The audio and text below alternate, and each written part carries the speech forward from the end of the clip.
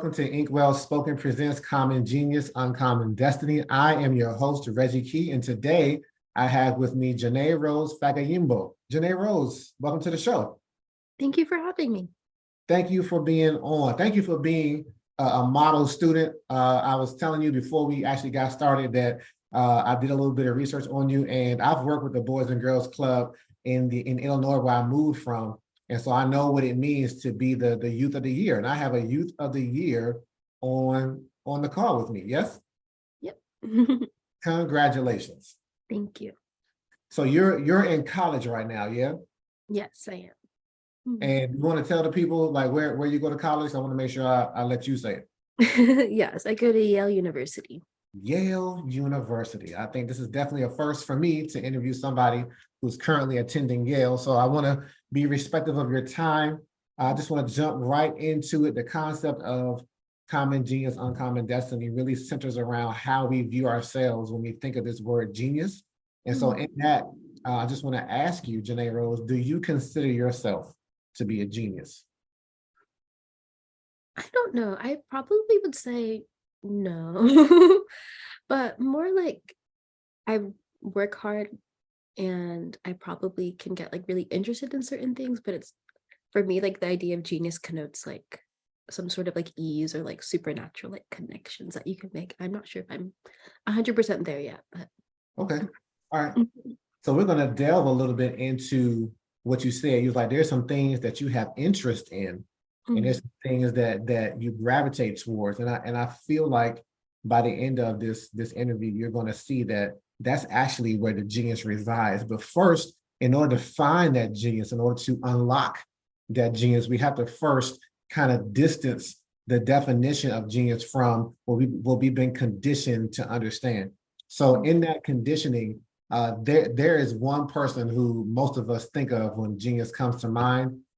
There's a lot of different answers that I've been given, but I want to get to you and say, who comes to mind when you hear that word genius? Probably because we were just talking about her in class earlier, but definitely Toni Morrison. Toni Morrison. Okay. So Toni Morrison is a skilled literary genius, right? She's written many books. She's told many stories that get into the plight of the African American in America. And so I can understand how you would call her genius, but do you know who the number one answer is that I receive in workshops and on one-on-one interviews? I'm not sure now. The number one answer is Albert Einstein. Oh, that makes sense. Yeah. Yeah. And the thing of it is, I like that you said Toni Morrison, because at least there is some familiarity. You can see yourself in Toni Morrison because you're an African-American female. She's an African-American female, right? But when it comes to most of us identifying genius with Einstein, there's kind of an inherent problem because none of us look like Einstein. I don't think nobody on the planet. I don't even think his children, he had to. I don't even think they look like him. He was a unique looking individual. And there's something about us attributing genius to him that also disassociates it from ourselves, because one, we're like, I ain't Einstein. I don't look nothing like him. Or two, I don't know anything about physics. I don't know what E equals MC squared is talking about. I don't care about the theory of relativity. And so when we relegate genius we put Einstein on this pedestal, and he is in physics, he was a great mind. The things that he discovered are still being proven in the outer reaches of space, which is great. When we put him on this pedestal, we also put this word genius on the pedestal, and it's just out of reach of what we can attain. And so I want to begin to deconstruct this word, because it's more than a physics mind, having an acumen in physics. It's more than what your GPA is. It's more than what your IQ score is. It's about innately knowing what's on the inside of you that's unique to you, according to three components. And that's your passion, talent, and purpose. So what I'm saying to you is, if we can identify over the next 60 minutes or less what your passion, talent, and purpose are, then we can in fact say that you are a genius. Exciting. Ready? You ready to go into it? All right, cool. So I want to share with you a quote by Albert Einstein. If this quote really does come from him, then he was onto something, and he knew, like, yeah, don't get into this habit of allowing someone else to define who and what you are, right? Mm. So I want to read this quote to you, and I want you to let me know if you've heard it before, and then how it resonates. Like, what is it saying to you? Okay. You ready? I'm ready. Here it goes. If you judge a fish by how well it can climb a tree, it'll spend its entire life believing it's stupid. Yeah, no, I've definitely heard that before. I think starting in like elementary school, I had not a professor, a teacher who I'm still very close to. Like we still like write each other letters and talk to this day. And like he had it as a poster in his room. And like I don't know, it always like intuitively made sense to me because since I was younger, like I always loved to read, and people would be like, "Oh, like Janae Rose, you're so smart, you're so smart, you're so." And I was always just like, I don't know, like I feel like my peers are like just as smart, even if they're not like sitting and reading, if they're going out and playing and doing, other things. And even going like into like middle and high school, everyone like would always say like, "Oh, like you're so good at school, it comes so easy to you." I'm like, not really. I just like I enjoy it enough to like keep doing it. Yeah.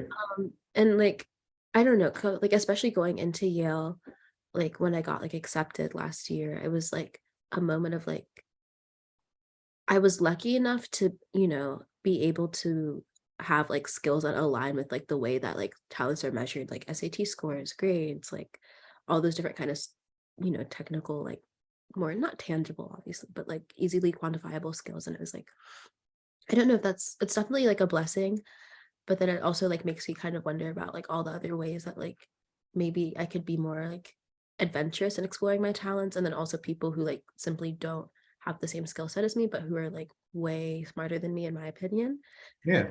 like about the fairness of that, I guess. Yeah. So I like how you said it. You said that, you respond well and you perform well when on these tests that quantify, Mhm. a certain thing. And these standardized tests are all about quantifying things. But if Mhm. you're not a good test taker, that shouldn't be indicative of whether or not you're a genius or not. One thing that, it's amazing that you heard this in elementary school, because it helps begin to frame your way of thinking and understand some things. And it made me think about something that I went through when I was in elementary school, because I was like in gifted classes too. And I was kind of, people look at me like, oh man, this dude is smart. And I remember one time there was this trivia we were doing. It was like one of these like off days, but I think it was near the holidays, and we decided to play a trivia game. And let me premise it by saying this: genius and a lot of things that we consider to be a sign of intelligence is really about exposure. It's Mhm. really about what you've been exposed to versus what someone else has or has not been exposed to, and vice versa for that matter. Mhm. And so leading into that, we were doing this trivia game, and I remember they asked the question, hey, what song is associated to New Year's Eve? And everybody was like, and I looked around and I was like, Auld Lang Syne. Mhm. This is in fifth grade, or maybe even sixth grade. And these kids were looking at me like, this dude, like, Mhm. who are you? Like, how do you know that? Like, you're a genius. Mhm. And I had to pause. I was like, hold on. It's like, don't think I just came out the womb knowing that. Here's how I know this information. Mhm. I had a doorbell in my house that was programmable, and it had like 26 different tunes on it. And I was like the only one that I'm the youngest in the house. I'm the only one that's super geeked about this doorbell. I'm the Mhm. only one going through and learning each of the songs and changing the tunes when the season was appropriate. They had like Christmas songs and all different types of songs, right? So I get down to like one of the last ones, and I see this phrase, "Old Lang Syne." I'm like, what is that? Found out it was German. And then I found out when I played it, I was like, oh, that's the New Year's song. Mhm. I knows the song for New Year's, right?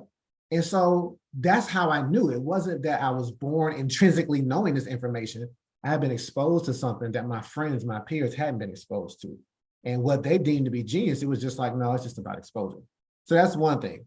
And it's good that you were exposed to this quote so early in life, because it's saying something powerful. Mhm. Um, I know that it's been difficult the past 3 years. We've gone through a lot with COVID. A lot of things have kind of been disrupted. A lot of things have been kind of our world has been transformed in ways that nobody thought was possible, right? But I tell you what, Janae Rose, if I go outside and I see a fish in a tree right now, I know it's game over. I know that the earth has come to a close. We need to get off the planet because intrinsically, I understand and you understand, do fish belong on water or land? I mean, yeah, water or land. Definitely water. Yeah. Belong in water. It's their natural element. And these things haven't changed, right? So this quote is saying, like, why is it that somebody is trying to judge a fish by something it was never designed to do?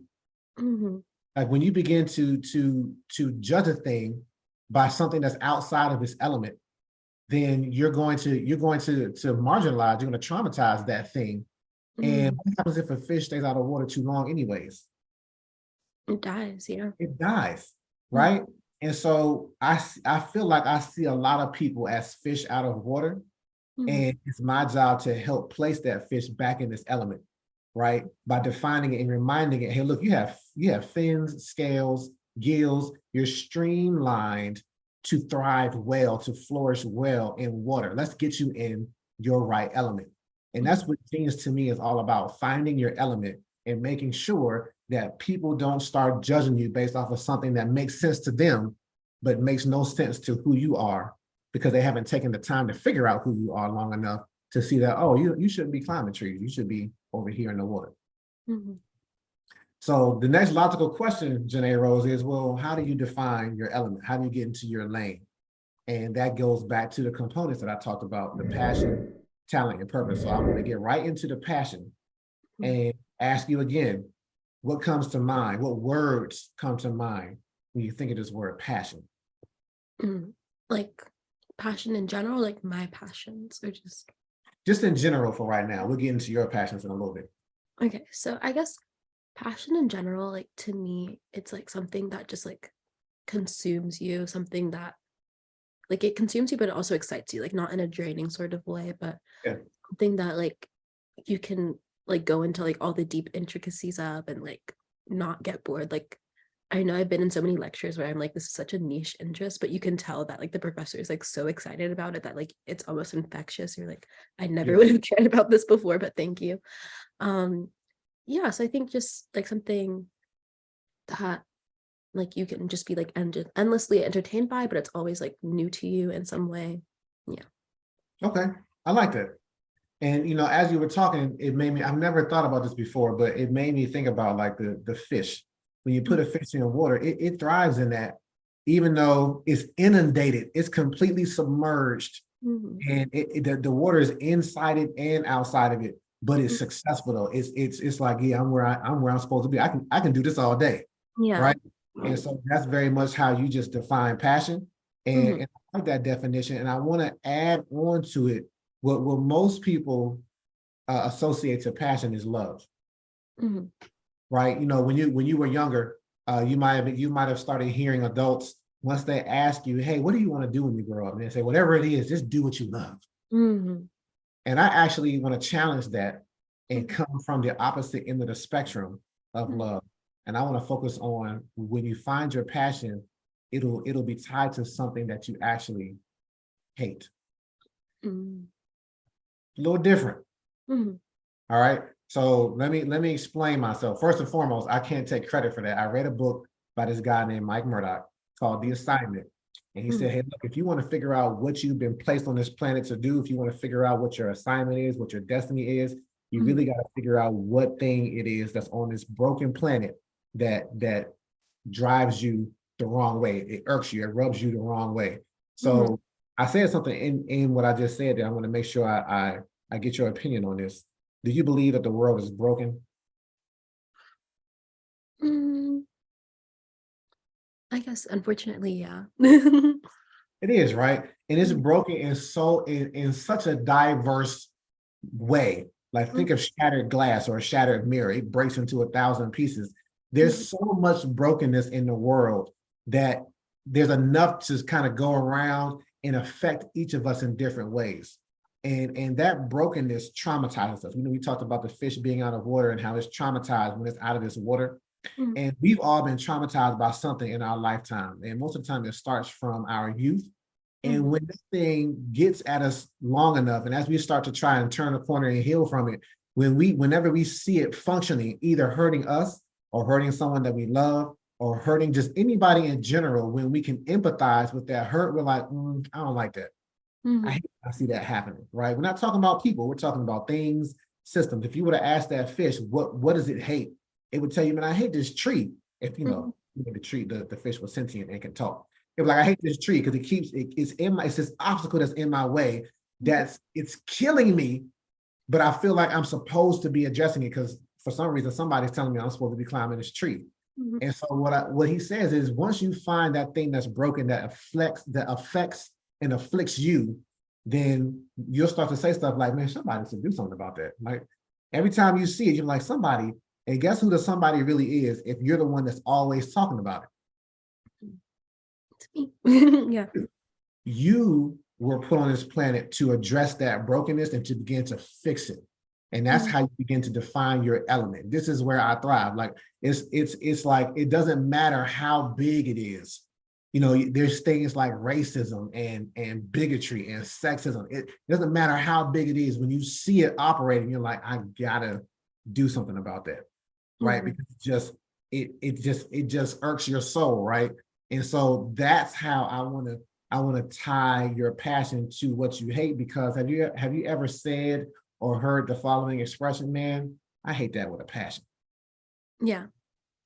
And so there's something about that sentence that can drive a person if they're conscious enough to see, oh, it's not up to another person and their genius to do anything about it. Einstein, what affected Einstein is not going to affect you and vice versa. So whatever's going on within your community that's afflicting you, I mean, first of all, Einstein's dead. He's long gone. He can't do anything about it.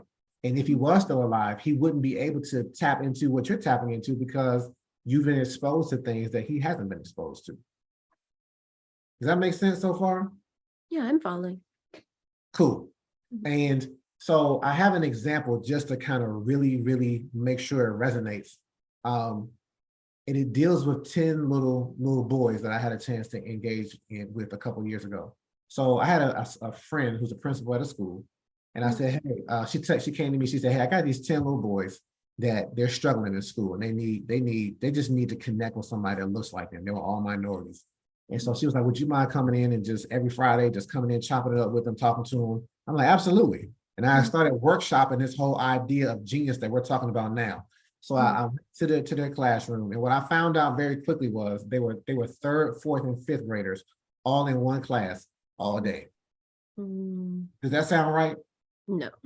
No, it doesn't. So what I was able to figure out was they were on IEPs. We would have called it special ed back when I was a youth, but now it's individual education plans. So they were having negative affirmations placed on them all day. You have ADD, you have ADHD, you're emotionally disturbed, you are disruptive in class, all these different things. And they were marginalized. They were pushed to the side of every other classroom. And they were just there all day. And so they were rowdy, like it's real talk. They were rowdy. So when I came in and I was like, hey, you all are geniuses. They looked at me like, dude, like, who are you talking to? You got the wrong class, sir. And one guy was offended, like, don't call me that.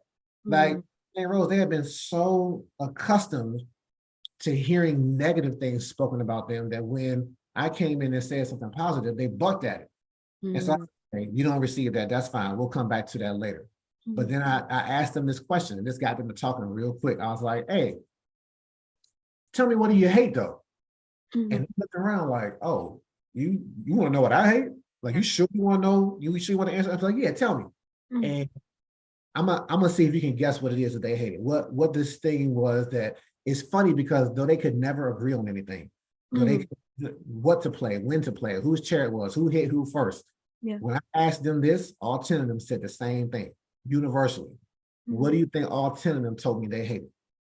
They probably hated just being like pushed to the side in that little room all day long and not really getting recognized. Yeah.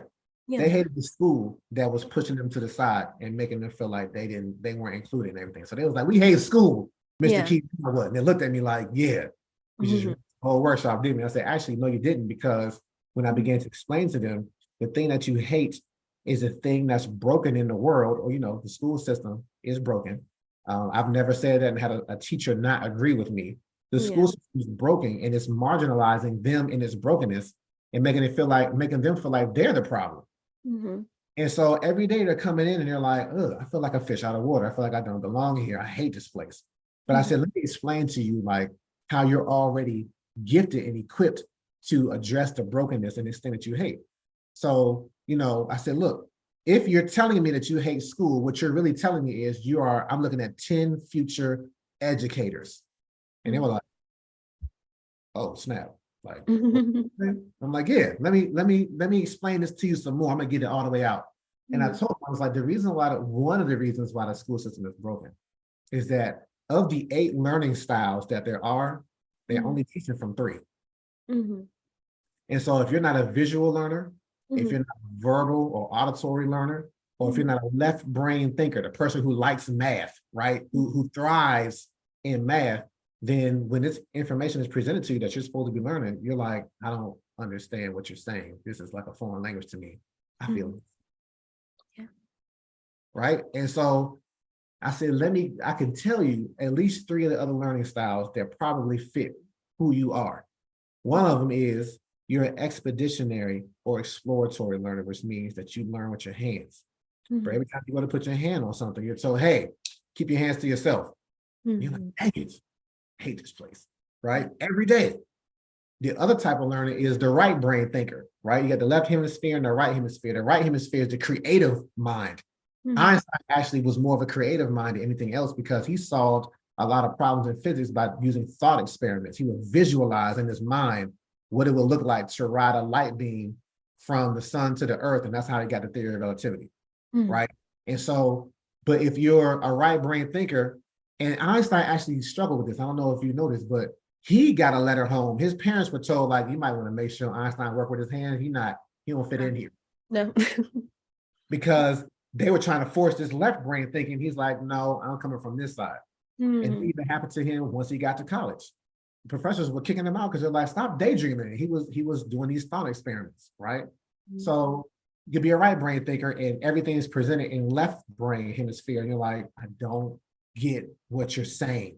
Mm-hmm. And the last one is really important, I think, for our Black men, our Black youth, because there's a kinesthetic learner, which is somebody who has to move to process information.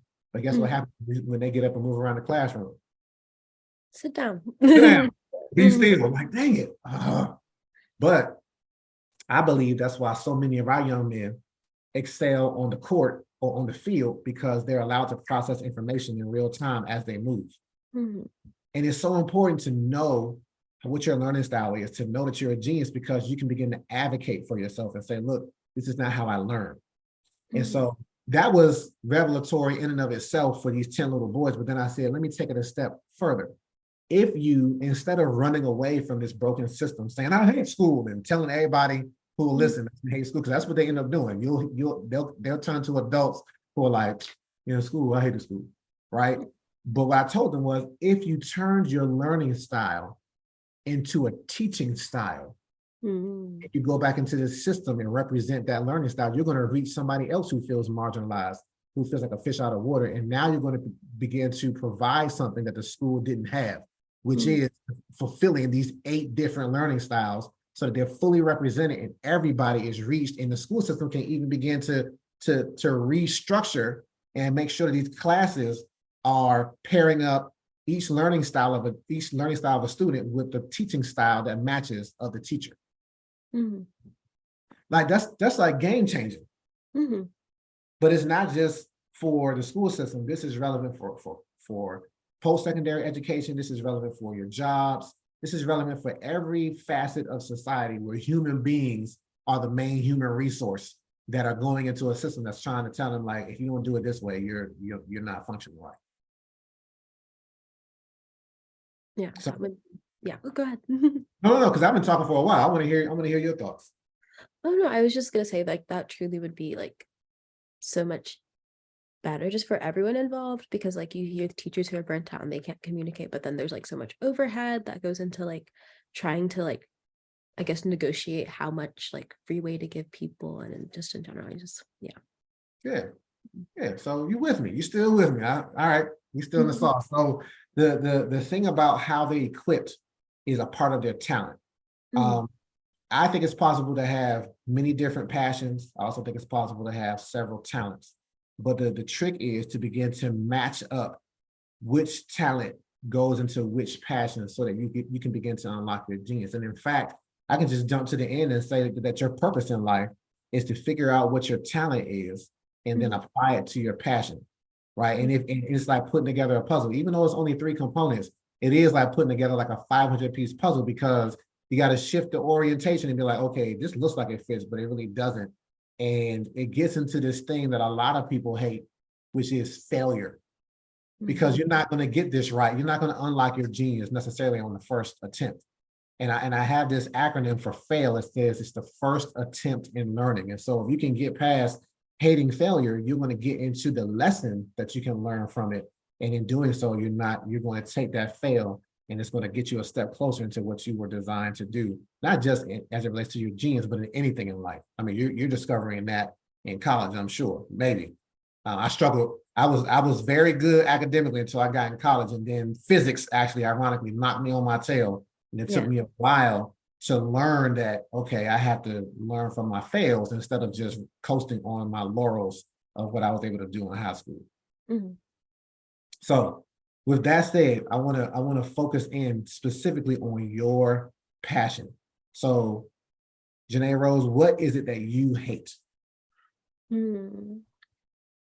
This is gonna sound contradictory because of what I said earlier about doing well in school, but I do remember, like, especially in high school, I really did not like the way that things were set up, like academically, because of that inequality that we were talking about before. Yeah. Um, and then also, I just feel like in general, something that I really don't like is like there's so much pressure that's put on, like, I don't know, people my age and older, just to like be like heroes and be like great and be, I don't know, like I feel like there's not enough room for just like averageness in general. And that's something that really bothers me, even though like, and especially like going to Yale, everyone was always just like, okay, well, you're gonna change the world. You're gonna become All president right. now. You're gonna do that. And I was like, why can't I just be, and like, why can't that be enough? So yeah. Like, why can't you go to Morgan State University and be told the same thing, right? Mhm. Why can't you go to, and I don't know why I'm picking on HBCU. Why can't you say that? Why can't someone say that to you coming out of Howard or Yeah. Hampton or I get where you're going with that. So Mhm. yeah, that's good to be able to focus on that. If you don't mind me asking, what's your major? Yeah, I don't really know right now. I'm in a program where we study like humanities. So for last semester and this semester, I've been going from like ancient Greece onwards towards the Western canon. It's philosophy, literature, and then like historical, like political science. It's really Mhm. interesting. But then I also took like a very interesting Spanish class last semester. It's like Spanish literature because I had studied abroad my sophomore year of high school. Wow. And Okay. yeah, it was really cool. I was in Spain, but like coming back, like I was like forced to take Spanish classes again, and I was like, I already know this, and it was like grammar, and it was really boring. But then, like going into that class last semester, I was like, oh wait, like I'm really interested actually in like the literature and like how like language works on like another level, and like being able to like write a paper in Spanish, and like obviously it wasn't great, but like still like being able to do that was like so interesting for me. So all that to say that I'm like considering comparative literature, but then it's also kind of like comparative literature like only really breeds like comparative literature professors if you really want to like continue down that Sure. track. It's not like being like a business major and you can like go into business. So um I don't know, just considering that as of right now. Okay. Mhm. And if you can, we'll see where we end up being at the end of this interview. But I Mhm. always tell people, I go to a lot of college prep programs with this idea, and I say, look, if you can figure out what your genius is, then that'll help you. That'll inform what your major should Mhm. be, right? Yeah. Because I mean, I did computer engineering, and I'm not talking about computer engineering with you right now. Like Mhm. that's not, I chase the money. Basically, Mhm. engineers get paid. I like math, so let me do that. And I'm Mhm. not anymore. That Mhm. that that dried up for me really quickly Mhm. because no one else had this message of figure out what your genius is and then let that dictate what you should Mhm. make in college if in fact you need to go. So that's a whole nother topic. But I like what you're saying though, and I feel like you're a bridge, being the type of youth that you are, and being fresh out of high school and in this new environment, you know what it's like to transition, and you know what it's like to, especially at Yale, like you said, for you knew a lot of people who were smart, but not in the way that people were defining your intellect. You know, like, yeah, don't overlook this person. Don't forget this person. Don't assume that because they couldn't get into college or get to where I am, that they have nothing to offer. Mm-hmm.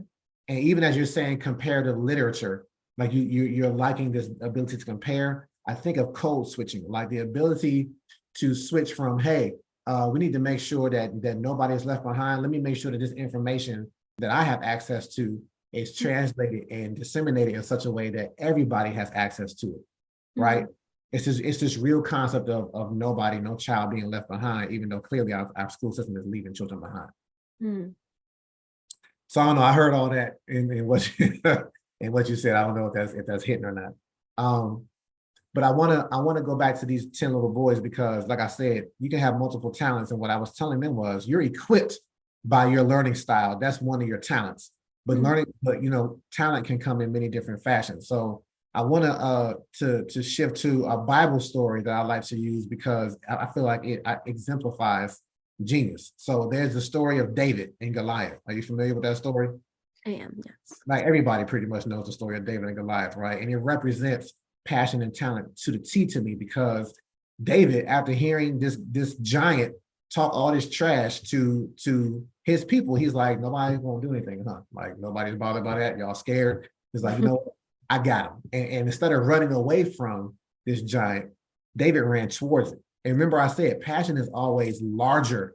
It's not whatever this thing is that you hate, it's not something small, it's something large because it impacts a lot of people. And so David ran towards it. And when he did that, the king at the time misjudged him. He said, hey, David, come here for a second before you go into war, put on my armor. David, he complied because he's king. He's like, all right, I'm gonna put on the armor, but dude, this don't fit me. Like, I'm a child. Yeah. Like a teenager, you're a grown man. This doesn't fit me. You gonna get me killed. He was like, I can't wear this. Like that works for you, but give me my slingshot. He's like, I've been guarding my dad's sheep. I've killed lions and bears with this thing. I know how to use this. And so when it comes to your talent, like when you think about the brokenness of the world, when you see something that's broken, you need to find the right tool that when you put it in your hand, you can fix it. David knew his tool. He was like, I'm not gonna put all my faith in what you want me to put on. That's gonna get me killed like the fish out of water again. Give me my slingshot, give me those 5 smooth stones, and I'm gonna show you something. You know how the story ends. He failed the giant, he conquered the giant, he killed the giant, and that's what began to set him up as the next king of Israel. And so in that same manner, we're trying to elevate people and have them understand, like, what is it that you've been put on this planet to do, and what is it that you possess within your hand already that is equipping you to do a work that nobody else has done before. And it even reminds me of another character in the Bible. Sorry, but I'm a minister too, so sometimes this comes out. But it's Moses. Like Moses, when God told me, hey, look, you're going to free my people from slavery in Egypt. He was like, but I stutter, God. Like, I got a messed up, I got a lisp. He's like, whatever, man, I made your mouth. Don't worry about it. I'm going to get you your brother when you get back to where you need to go. And he was like, that's cool, but still, God, I got this problem. And God was like, oh my gosh, dude, like, what are you, you're really not focusing right now. And he said, look, man, what is that in your hand? He was like, it's just my staff. He's like, dude, put that on the ground. He put it on the ground, it turned into a snake. He ran from it. And God was like, don't pick it up by the tail. Pick it up by the tail, it turned back into a staff. God was like, you have everything that you need already. Go do what I'm telling you to do, and you'll have everything that you need. And so I feel like with talent, though we are quick to recognize talent in other people, just like we recognize genius in other people, we are quick to overlook what's in our hand already. Because we're so used to it. We're like, that's just something I just tinker, I just draw, I just do this, that, and the third. It's not anything. Yes, it is. It is something special. It's just that you're accustomed to it. Right? Like, And the thing of it is, Janae Rose, most of the time, talent, I would say all the time, actually, talent is generational. Mhm. It didn't just come out of nowhere. It came from our parents and our parents' parents. And it just keeps going down the line until somebody's able to be in the right place with the right resources and the right time to do something with it that previous generations weren't able to do, to take it to new heights and new levels, right? Mhm. So that being said, I want to ask you, like, what do you see your talent as? What's your tool? Hmm. I don't know. I feel like I always do like best in like interpersonal kind of like skills. Um I feel like my strength is definitely like my ability to listen and like pay attention to details and try to like extract a story and try to understand. And then like I feel like that's where academically it goes into my interest in like literature and English in high school, like the ability to really just hone in on something um has always been something that I try to cultivate in all the aspects of my life just to make sure that I really understanding because like I know how helpful and how fulfilling it is to feel understood. So I wanted to like give that to other people. Yeah. Mm, And so did you know that mm, one of the eight learning styles that I talked about is interpersonal learning? mm, So there's intrapersonal, where it's like, okay, I process information best by myself. And then there's mm, interpersonal where you engage other people and mm. you better in groups. Do you work good? Do you work better in groups or solo? I feel like better in groups. Like I still need my solo time to like get myself together, but then when we like all share and it's like that moment of like, oh my gosh, I never thought of it that way. It's always such a like exhilarating experience. Yeah. Yeah. So see, here's what I see, here's what I hear you saying. Mm, Uh, you're going to be exposed to some things at Yale that a lot of your peers were not exposed to. mhm, So you're going to be one who can translate this information in such a way that, I don't know if it's you writing a journal or coming back. I know as a youth of the year, you're going to mm, get opportunities to come back and talk to those that are still in school at mm, the Boys and Girls Club and maybe even at your school itself because you have this platform. And I see you using your platform to relay information that you're going to gain at Yale to mm, those who might not ever get a chance to go there. mm, And thus exposing them, still giving them the exposure that they need to begin to own it for themselves and then begin to know that, hey, I have access to some information that makes me unique too now. mm, And so I see you, remember earlier on, I said I see you as a bridge. Like you're a bridge between the place that people should be able to gain access to, but haven't been able to, mm. and the people who are on the other side of this bridge who are being left behind because of the standardized tests and things like that that say that, hey, you don't do well, so you won't thrive here. I just see you as a bridge. I just keep saying it.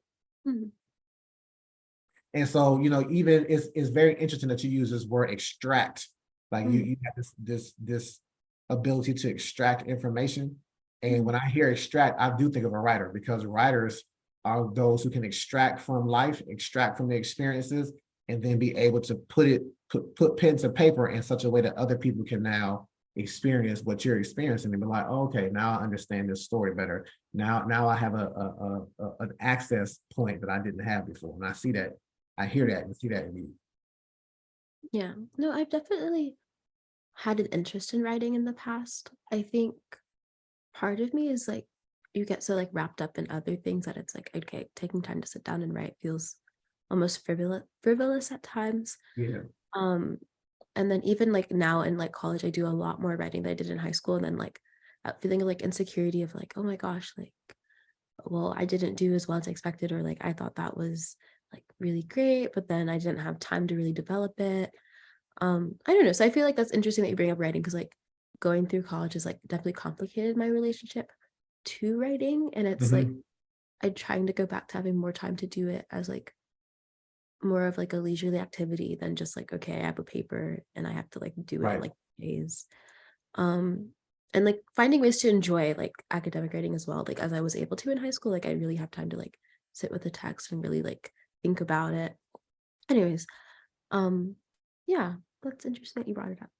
Yeah. I think once the summer comes and Mhm, you've gotten your freshman year under your belt, mhm, you'll have this you'll have more structure to know how to write, and you'll have some techniques under your belt that you can begin to explore without the pressure of a grade system. Mm, You know, like really quickly, I love biology, right? But man, I hated biology class because it's mm, like, I just want to learn this at my leisure. I just want to explore some things at my pace without having a grade attached to it. And once you kind of separate that from it, you're like, okay, I can really enjoy this. I can really get into the minutia of it and just kind of lose myself in it. And so I see that for you with writing. It's more than a hobby. It's mm, more than, what did you say? It's not frivolous at all. mm. But because when you begin to keep in mind this bridge and who you're gonna connect to your experiences, then the writing is going to come alive in a way that you haven't seen it happen before. Oh, no, I'll definitely keep that in mind for the summer and like I don't know. I like this is really random, but I started a new job and like it's in the breathing space and there's like no technology. So I have to like find ways to like entertain myself. So Ah, it's really a good way to like step back in the middle of the week and be like, okay, you can't really yeah, do performance, and maybe I'll start writing a bit more. yeah. Keep a pen and paper on you. And so that's pretty much the extent of what I wanted to talk to you about today. And I want to end the same way that I started, having gone through this information and deconstructed genius and added a new layer of passion to it and understanding what your talent is and purpose. Janae Rose, do you consider yourself to be a genius?